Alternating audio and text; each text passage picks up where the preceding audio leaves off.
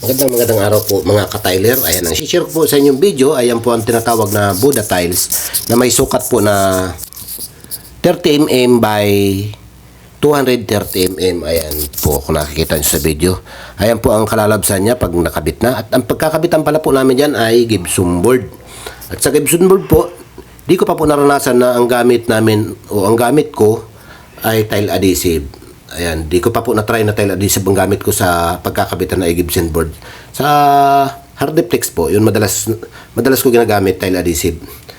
Ayan, shout out nga pala po sa nag-comment sa nakaraang video ko na hindi raw niya papayagan o mali daw ang aking ginagawa.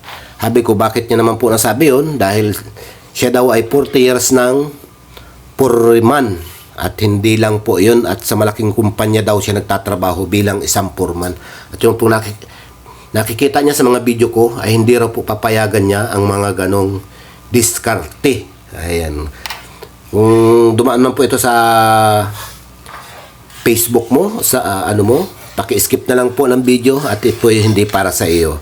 Ito po ay sinishare ko video para sa mga nag-aaral mag-tiles, gustong matuto ng mag-tiles o madagdagan ang kaalaman sa iba't ibang diskarte sa pagta-tiles. At ito po ay diskarte namin.